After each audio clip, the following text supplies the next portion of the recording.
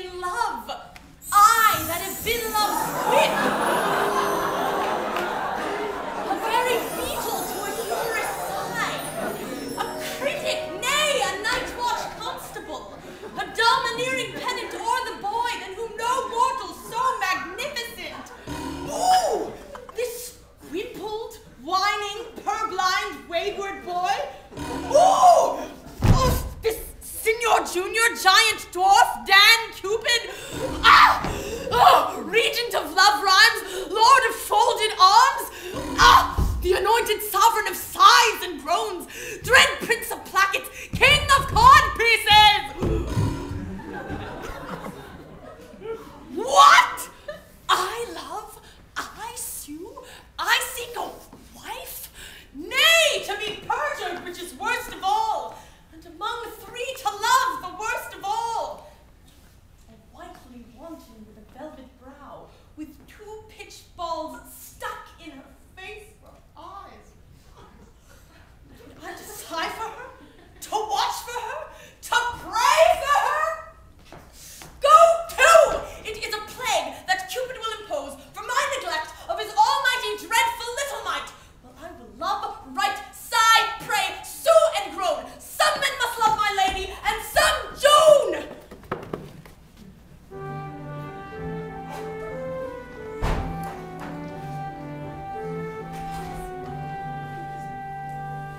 Was that the king that spurred his horse so hard against the steep uprising of the hill? I know not, but I think it was not he. Whoe'er was showed a mounting mind. Well, lords, today we shall have our dispatch. On Saturday we will return to France.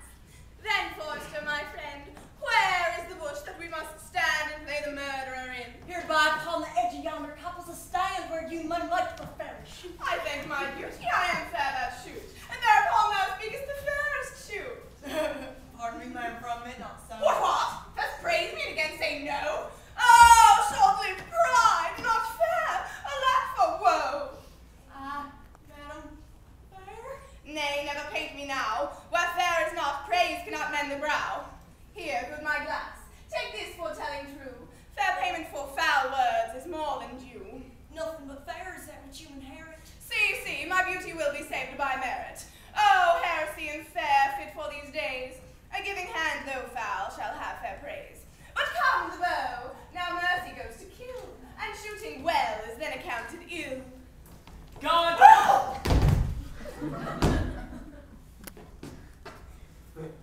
God, take you dead all.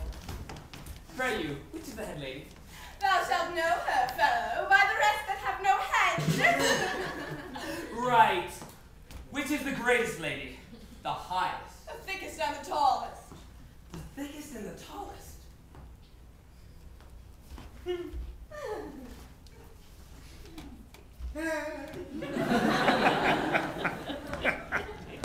It is so. Truth is truth. In your waist, mistress, where slender is my wit, one of these made girdles for your waist would be fit. And not you the head lady? You are the thickest here! What's your will, sir? What's your will? I have a letter from Monsieur Baroon to one Lady Rosalind. Oh, thy letter. He's a good friend of mine. Stand aside, good bear. Boyette, you can carve. Take up this caper. I am bound to serve. This letter is mistook. It importeth none here. It is writ to Jack Wenana. We will read it, I swear. Break the neck of the wax, and everyone give ear. By heaven that thou art fair is most infallible. Truth that thou art beauteous, truth itself that thou art lovely. More fair than fair, beautiful than beauteous, truer than truth itself, have commiseration on thy heroical vassal. Shall I command thy love? I may. Shall I enforce thy love? I could. Shall I entreat thy love? I will. What shalt thou exchange for rags, robes, for titles, titles, for thyself, me? Thus respecting thy reply, I profane thy lips on thy foot, thy eyes on thy picture, and thy heart on thy every part.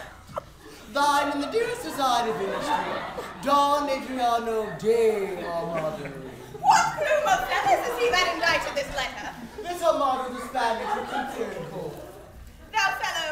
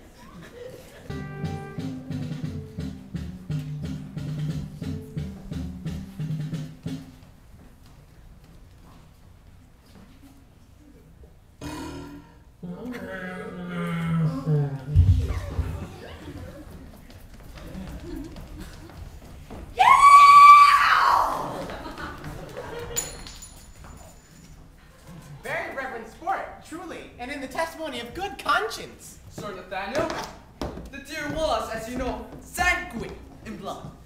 Right, as the palm of water, who now hangeth like a jewel in the ear of Kalos, the sky, the welcome, the heaven, and anon falleth like a crab on the face of terror, the soil, the land, the earth.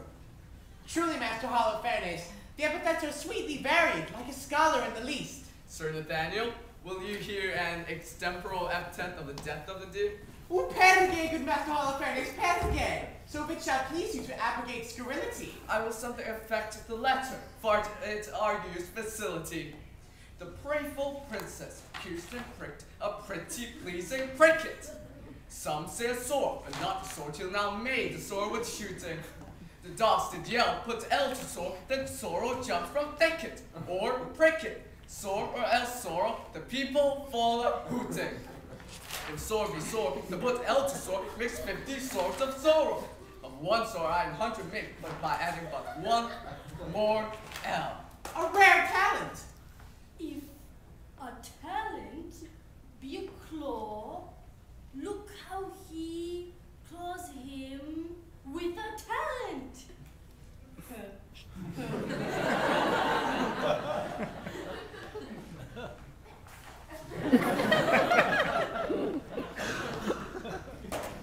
This is a gift that I have. Simple, simple. A foolish, extravagant spirit, full of forms, figures, shapes, objects, ideas, apprehensions, motions, revolutions. Sir, I praise the Lord for you. And so may my parishioners, for their sons are well tutored by you, and their daughters profit very greatly under you. You are a good member of the Commonwealth. Miraculous.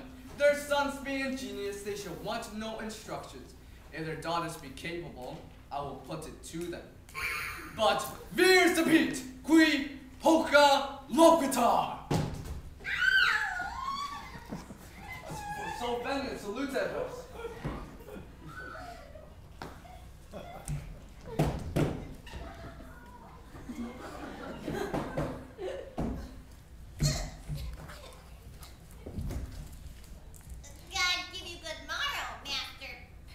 Master person? Good Master Parson. He so it made me this letter. It was given me by Costard and sent me from Don Armado. I beseech you read it. If love make me forsworn, how shall I swear to love? Ah, never faith could hold if not to beauty vow. But to myself forsworn, not to thee faithful prove. To those thoughts to me were oaths, to thee like osiers bow. If knowledge be their mark, to know thee shall suffice. All ignorant the soul that sees thee without wonder. Celestial as thou art, love, oh pardon this wrong, and sing heaven's praise in such an earthly tongue. You miss the apostrophes and so miss the accent. Let me supervise the consonant. But, Demoiselle la Virgin! Was this directed to you? I, sir, for one Mr. Baroon, one of the strange queen's lords. I will overglance the superscript. To the most beauteous hand of the most beauteous Lady Rosalind. I'll look again on the intellect of the letter. For the object of the party ranks to the person written unto your ladyship in all desired employment, Baroon. Sir Nathaniel, this Baroon is one of the votaries of the kings. Here he had framed the letter to a sequence of the stranger's queens, which accidentally, about ways of progression, had miscarried. Trip and go, my sweet. Deliver this paper into the royal hands of the king. It may concern much. Stay not thy compliment, forgive thy duty. Adieu. Good Costard, go with me. Sir, God save your life. Have with thee, my girl.